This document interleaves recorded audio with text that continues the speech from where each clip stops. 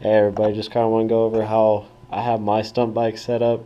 I'm not a pro at it by any means, not the best or anything, which I know that, but and kind of go over how you don't need to start off on a 600, but if you're new to bikes, you should. Like I started off on 1000, but I've had dirt bikes, 450s, and all that. Did freestyle and supercross type of stuff on it, and I got pretty comfortable with the clutch and throttle and all that, and everything. Started off on a 2002 Suzuki 1000, which I'm kind of a smaller guy, which it was a fast bike. I had a lot of fun on it. I had a bunch of upgrades from the previous owner, but just saying, you don't need to start off on 600 if you're comfortable with like dirt bikes and all that. Just a little bit different than, but all the clutch and throttle is pretty much the exact same. Just on the dirt you can just dump it and it's spin it most of the time, or but on a 1000 they just grab and go most of the time.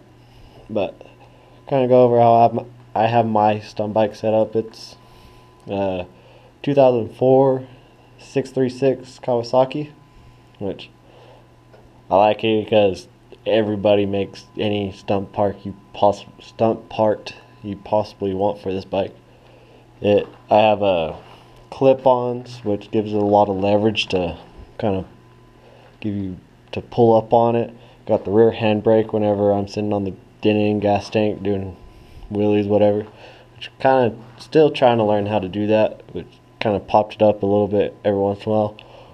But I don't really have a lot of free time to practice, so it's just kind of whenever I'm cruising back and forth to work, just kind of mess around. Which cops around here probably hate me, but you know, it is what it is. Got a crash cage from uh, Sick Innovations, or sorry, Freestyle Ingenuity cage. Actually, I was gonna say the Sick Innovation cage.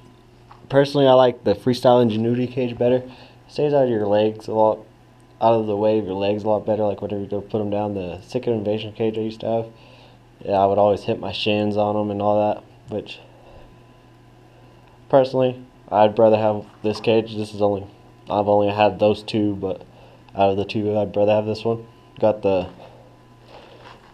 solid back mount foot pegs, which on my last bike I was doing a wheelie and the stock foot peg like kind of collapsed on me, not all the way. I got pretty lucky, saved myself and the bike. Got a round bar in the back, which in case I ever go over backwards, but like I said, it's all secondhand stuff. This one's all scratched up from previous owner going over backwards and doing bell scrapes and all that. 60 tooth back sprocket on it, which gives it a lot of torque to pop it up, which I like it, but you can do it on a stock one, it doesn't really matter. Got my rear handbrake ran into my back foot brake, which I don't really like. I'm gonna end up buying the double caliber bracket for it and all that, and just run it straight to it. Got individual air filters on it, which everyone's told me that they give it a little bit better throttle response, which personally I think it does. Makes it kind of nice to stunt with whenever you have better throttle response. But personally, I have fun. Go out there, just kind of do my own thing. But this is how I have mine set up. But like I said, you don't need all this stuff to stunt.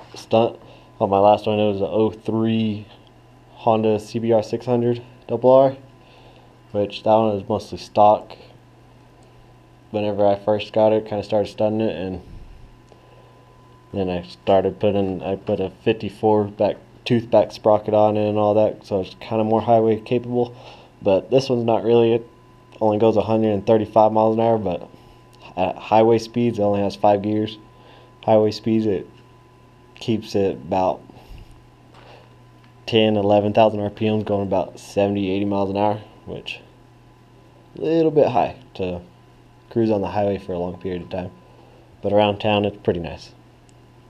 But just kind of want to go over that.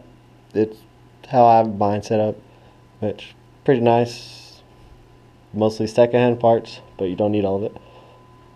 But go out there, have fun, be safe.